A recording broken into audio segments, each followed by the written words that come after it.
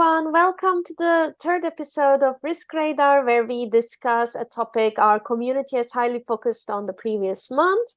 So, Boris, as you know, one of the topics we have discussed heavily was the customer identity as well as the data privacy and how organizations can handle these topics. So, let's delve into this topic once again and with a couple of related topics as well, so our audience can pay attention to these a little bit more.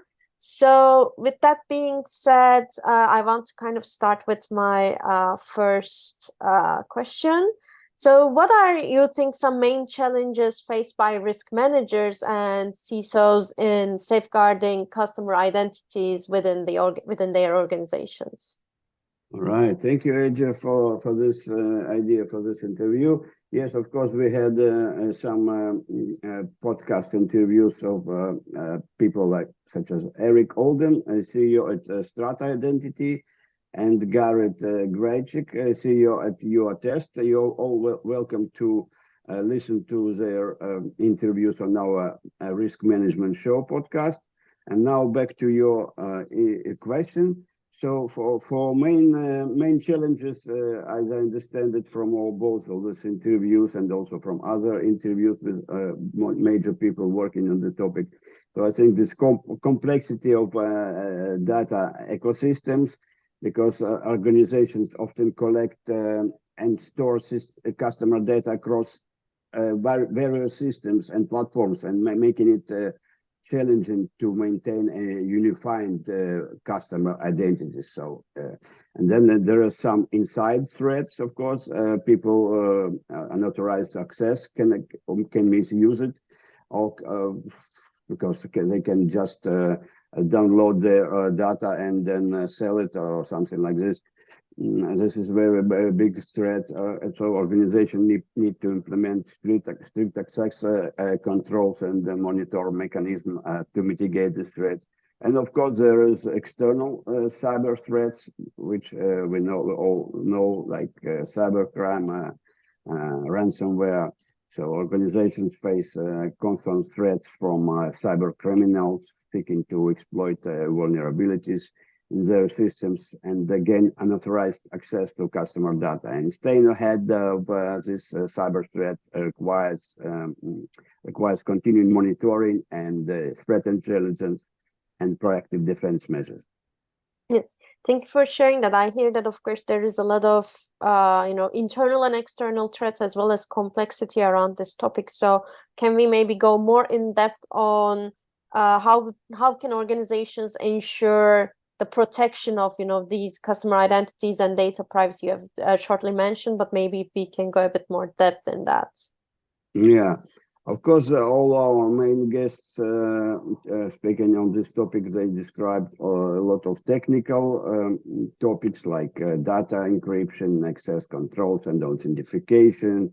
There is some kind of identity orchestration mechanics, but some of them also describe that organizational structure also important, and a regulatory kind of compliance view on the topic, not only on the technical,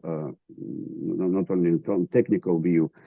So organizations need to establish a clear privacy policy and ensure compliance with relevant data protection regulations such as GDPR and CCPA. This includes obtaining informed consent, providing options for data control, and establishing mechanism for data breach notification.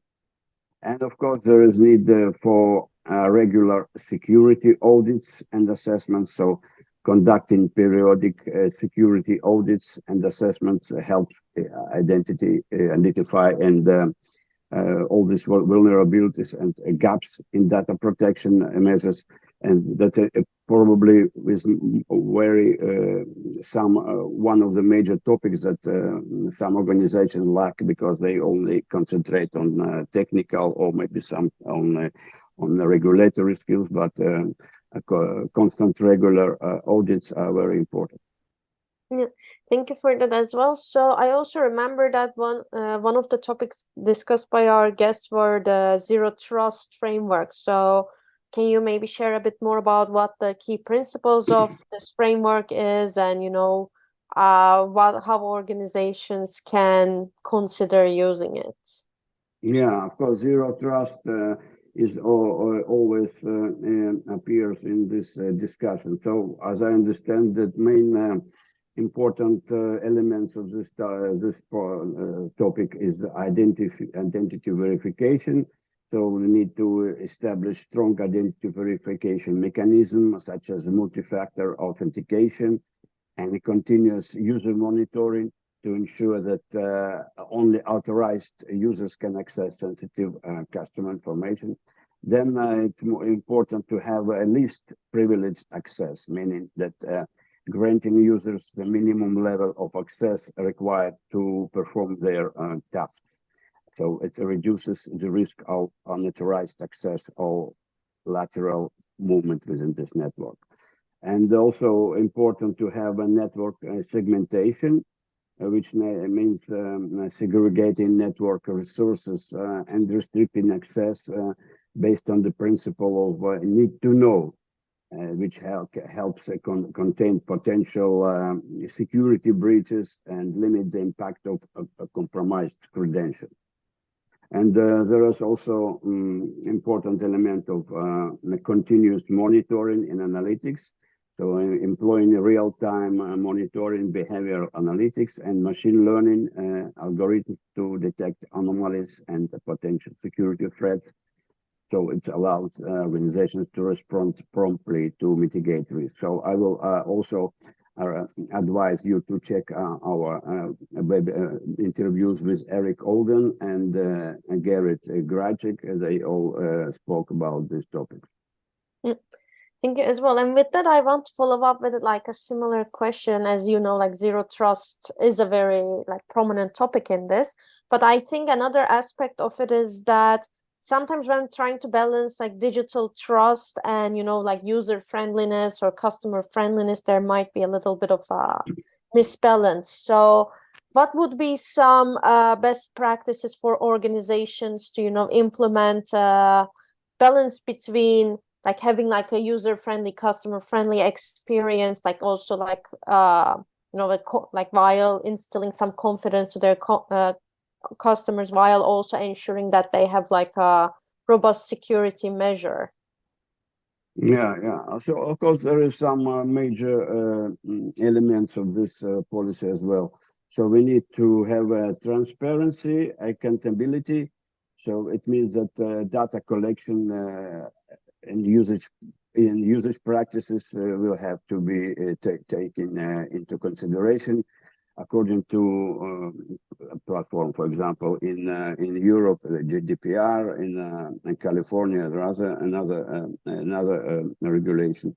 But clearly communicating privacy policies and providing avenues for customer inquiries or complaints contribute to this trust. Also, robust data protection measures, implementing strong security controls, regularly auditing as we told earlier, and obtaining relevant certifications for all involved in this practice. For example, in Europe, we have 27001 ISO, and so it will demonstrate a commitment to data protection and instill confidence in the customer. Of course, it is important to have incident response and breach management policies. So have well-defined policies and response plans that demonstrate prompt and effective actions in the event of data breach or incidents, because we know a lot of cases that these people wanted to hide these incidents. So timely and transparent communication about such incidents is essential.